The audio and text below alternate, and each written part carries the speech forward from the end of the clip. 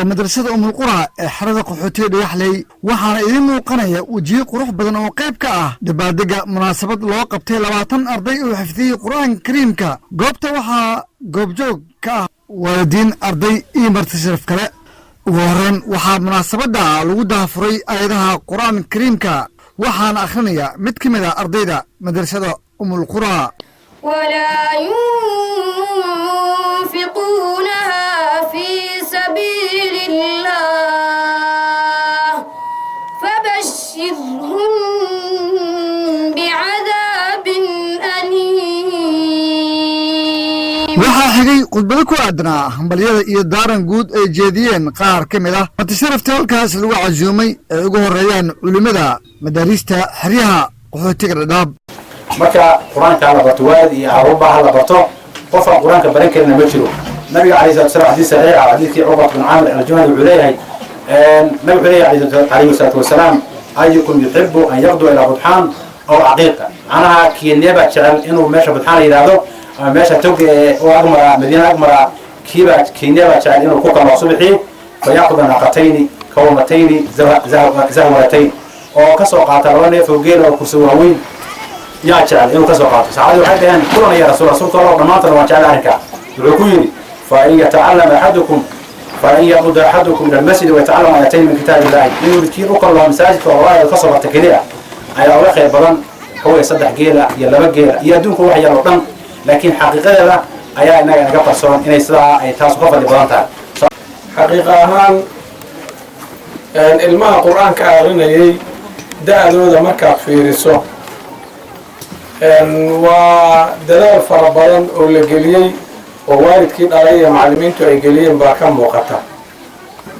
aad iyo aad baa wax loogu farxo ay tahay inaad aragto ilmo inta leeg oo muslima oo da'da dhan ninka hadda suuratul ahzaab akhriyay oo kale oo haddana quraanka sidoo ahaa u aqrinaya inaad aragto wax ilaahay lagu mahadiyo weey waqti ay munaasabada socotay waxay ardayda soo bandhigeen anaashiid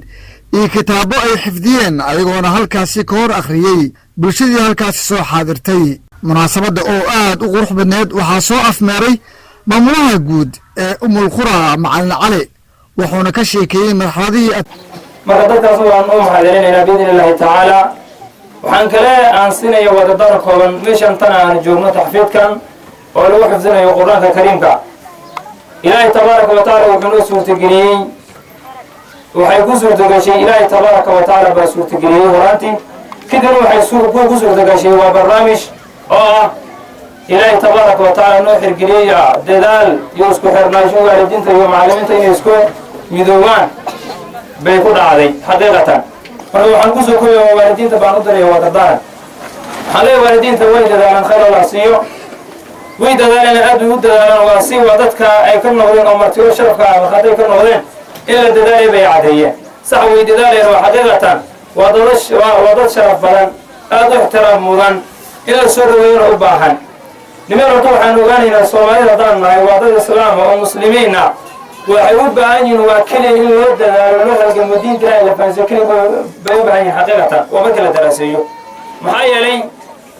وعن إسلاحي وإن لقى السيحة السيحة كليا أو روح عن لقى فكين ومستقبل كيسيو بالشدة كليا أنا لما كان بارسليه مويانه ومدى عدين وفكره وورالك وإيدada وكل قدبة دين الإسلام هو أنجرين ودنبين waxaa shahaadooyin lagu doonsiyay 22 arday